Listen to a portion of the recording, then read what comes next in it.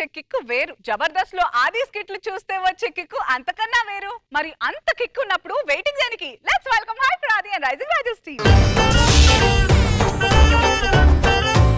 Hi అండి, నేను Jabardasth direction team. ఇంతకీ నేను ఎందుకు వచ్చానంటే, ఇక్కడ మన సుధీర్ సేనారెడ్డి అని చెప్పేసి ఒక డిమాండ్ చేశాడు. ప్రతి స్క్రిప్ట్ లోనే అమ్మాయి గెస్ట్ గా ఉండాలి, ఆ పక్కన మనోడు ఉండాలని చెప్పేసి. దీనికి ఆదిశంకర్ రెడ్డి వాళ్ళ టీం ఒప్పుకోవట్లేదు. వాళ్ళు ఒప్పుకుని సంతకాలు పెడతారు లేదు ఇప్పుడు చూద్దాం.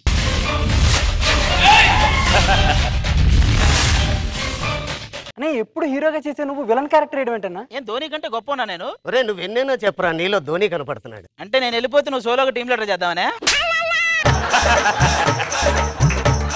ఒరే నేను కూడా టీం లీడర్నే కదా, నాలో నాయకత్వ లక్షణాలు కనపడతలేదా? ఏమో 5 సంవత్సరాల నుంచి చూస్తున్నా డెంగ్యూ లక్షణాలు మలేరియా లక్షణాలు తప్ప నాయకత్వ లక్షణాలు నాకెక్కడా కనిపించలేదు.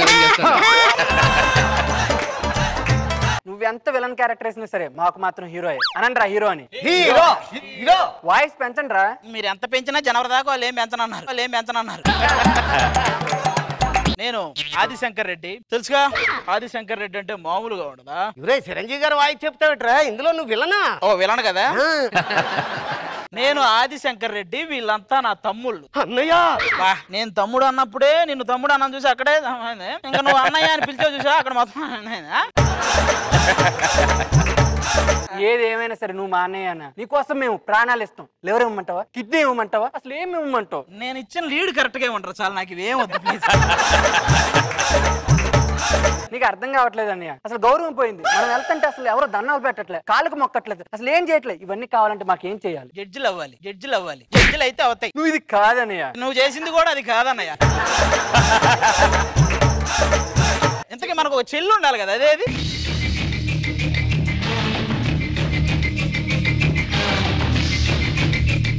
ఇది రోడ్డు అనుకొని తెగ తిరిగేస్తుంది. ఇలా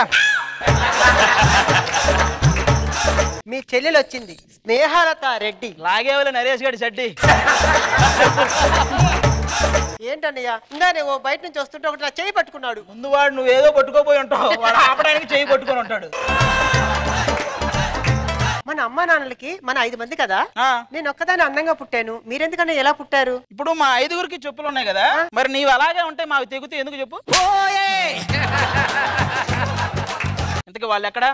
అదేంటి వాళ్ళు వచ్చే ముందు మీరు కొంచెం ఉంటది అన్నారు? కింద 100 చెప్తాం, పైకి వచ్చాక పర్ఫార్మెన్స్ మారుతాయి మొత్తం. పర్ఫార్మెన్స్ మారితే పర్లేదు, స్కిట్టే మారిలా ఉంది. వాళ్ళు వచ్చే మొత్తం మారుతారు, నువ్వు దీనికే భయపడుతున్నావు చూసుకో.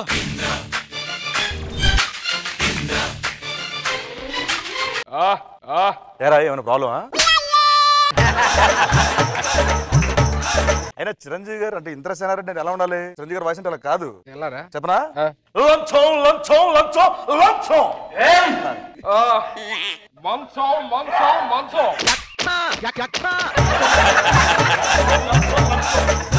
కోరుకున్న మనిషి వచ్చినప్పుడు ఆనందపడాలే గానీ ఆశ్చర్యపోతారండి. మీరు కోరుకున్న మనుషులు కాదు, కోరికలతో ఉన్న మనుషులు. హేరా ఎలా కొట్టింది దెబ్బ? అవును, నేను తీర్చలేవు కదా, వాటి గురించి నువ్వు బాగానే చెప్తాలే కానీ చెప్పు. అలా కాశీకి పోయాడు, కాషాయ మనిషి అయిపోయాడు అనుకున్నారా? నువ్వు ఎక్కడికి పోయినా కరువు మనిషి వేలే కానీ చెప్పు. ఏంటి మీరు అందరు జోకులు చేస్తారు, నాకేం డైలాగ్ లేవా? నువ్వు డైలాగ్ లేవా అని అడిగావు చూసావా, అదే జోక్. సరే కూర్చోండి. కాస్ట్యూమ్ తెచ్చినప్పుడు బాగానే ఉంది కదా ఇది.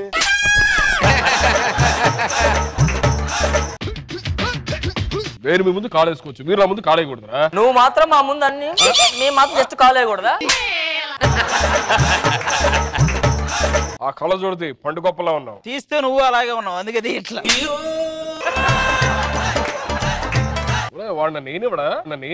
నువ్వు మాత్రం ఏమ్మా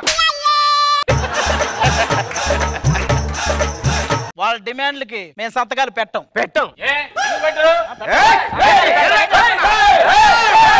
శత్రువులు మన మీద దండెత్తున్నారా? దండ కూడా కాదు, సాలో కూడా పట్టుకొస్తేనే సన్మానం. కళ్ళ జోడు తీస్తే చాలు రా నీకొక్కడికనే. ఇదిగో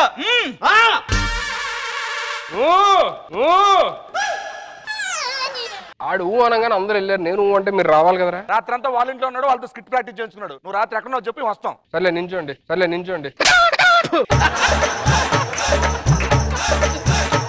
మా డిమాండ్లు ఏంటో చెప్తాం, అవి తీరిస్తే మీకు సంతకాలు పెట్టేస్తాం. రే చెప్పండి. చెప్పరా? సంతకాలు పెట్టాలంటే నువ్వు ఇష్టంగా పెంచుకున్న హెయిర్ స్టైల్ ని తీసేయాలి.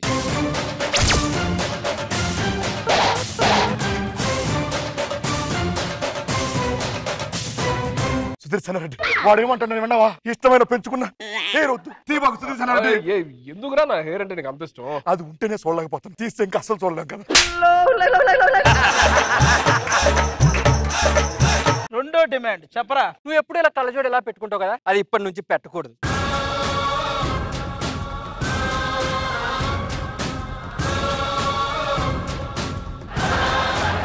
ఇక ఇది పెట్టడంటరా.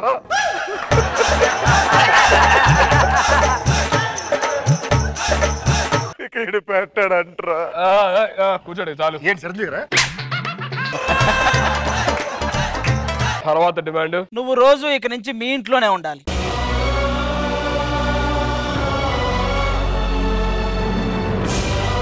వద్దు సుదర్శన ఒప్పుకోబాకు, నీకు అది చేత కాదు. ఒప్పుకోబాకు సుదర్శన. కష్టమే గానీ ఓకే. నాలుగో డిమాండ్ మా తమ్ముడు, ఈ రోజు నుంచి నువ్వు రేష్మిని మర్చిపోవాలి.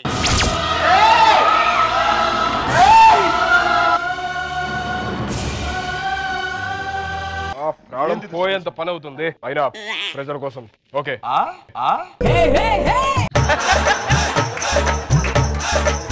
ఇక మీ డిమాండ్స్ అన్ని అయిపోయినట్టే కదా. సుదర్శన వాళ్ళ సంతకాలే కాదు, ఆడపిల్లగా నీ సంతకం పెడితే నా చెల్లుతుంది. ఇక నా దగ్గర ఏముంది?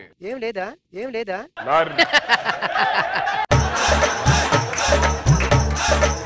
నా 2 చేతులు తప్ప. ఆ 2 చేతులు తారు నా మెడలో తాళి కట్టడానికి.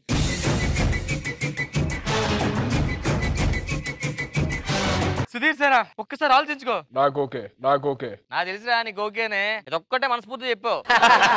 సరే అయితే పెళ్లి చూపులకి సిద్ధం కండి.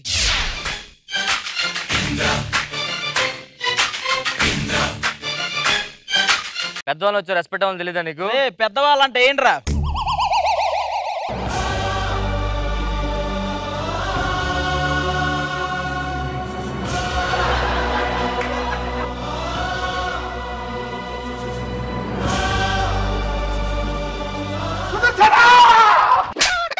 ప్యాంట్ జారిపోతుందని చెప్పాడు అంతే.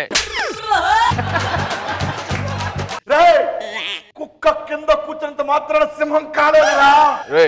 మొత్తం డైలాగ్ మార్చి చెప్పావు. సింహం కింద కూర్చున్నంత మాత్రాన కుక్క కాదు అని చెప్పాలి. థ్యాంక్ యూ అన్న, నా గురించి కరెక్ట్ గా చెప్పావు.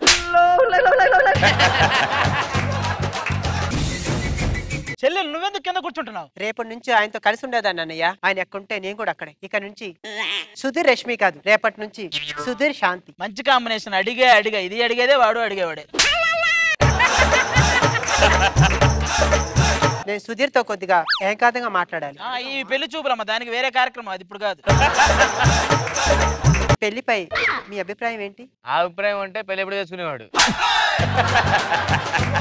మీ ఇష్టాలేంటి? ఒకటా రెండా అమ్మా? ఏది దొరుకుతుంది. మొత్తం నేనే అడుగుతున్నా, మీరేం అడగరా? సమ్మరంగా ఆన్సర్లు చెప్తారు, క్వశ్చన్లు అడగరు. అయినా మీ వాళ్ళలో ఉన్న మంచి క్వాలిటీస్ ఏమైనా ఉంటే చెప్పండి.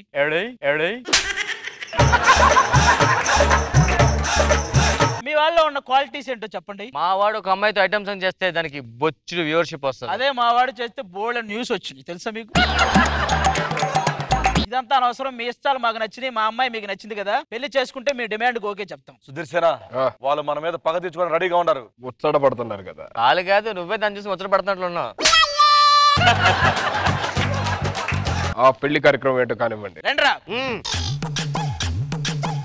మా చెల్లి ఆర్తి కార్తెలో పుట్టింది.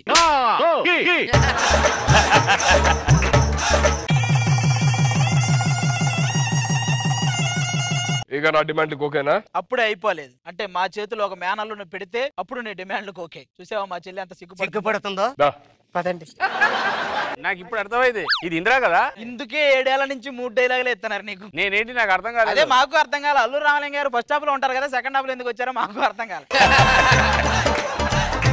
నేను వాయిస్ చేసాక కూడా ఇది ఇంద్రా అని అర్థం అవ్వలేదా?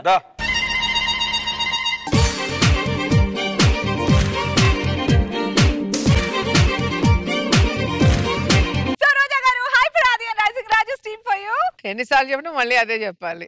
ఆది గారు మీ పంచెస్ సూపర్. సో మీ స్కిట్ ఎప్పుడు వస్తుందని ఆడియన్స్ ఎంత వెయిట్ చేస్తారో మేము కూడా అంతే వెయిట్ చేస్తాం. చాలా బాగుంది, చాలా హిలేరియస్ గా ఉంది.